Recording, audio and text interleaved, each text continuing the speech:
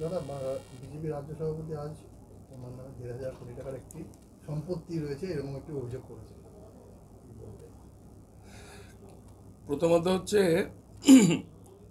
যে আমি 80-র দশক থেকে ছাত্র জীবন থেকে রাজনীতি করে এসেছি, আমি কোনো ভুইফোন না।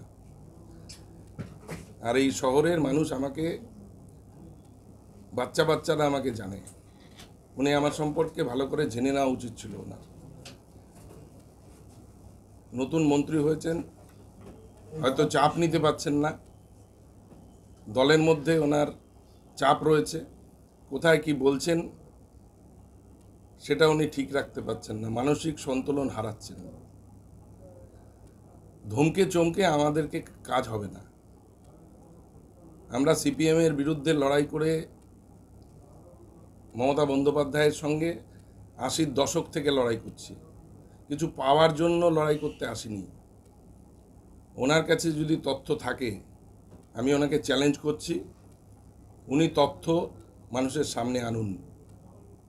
আর যদি না থাকে, মন্ত্রগুপ্তির শপথ নিয়ে একজন দেশের এরকম মানসিক সন্তুলনহীন মন্ত্রীর পদত্যাগ করা উচিত। ওনাদের হাতে ইডি আছে, সিবিআই আছে,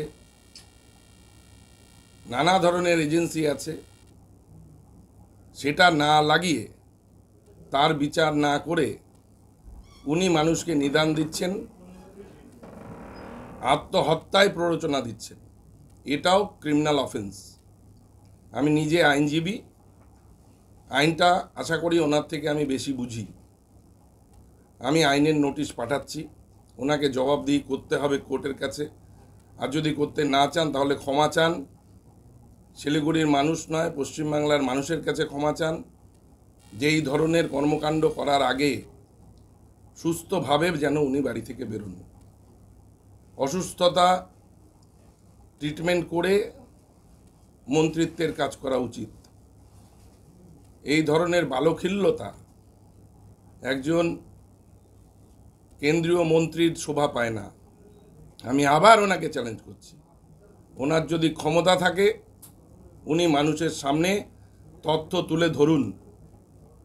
আর যদি না ধরেন, আমার আইনের উপরে আস্থা আছে, বিশ্বাস আছে, মানুষ আছে, তারা বিচার করবেন এবং শাস্তি ওনাকে পেতে হবে। আমাদের রাজ্যে আইন শৃঙ্খলা, রাজ্যের রাজনীতির পরিবেশ, বহুদলীয় ব্যবস্থা সবটাই আছে। সেটা রাজনৈতিকভাবে ওনারা করতে পারেন, কিন্তু বিজেপিকে মানুষ চিনে নিয়েছে। বিজেপি পশ্চিমবাংলার মানুষকে বাংলা বিরোধী, বাঙালি বিরোধী, এটা বারবার প্রমাণ করেছে।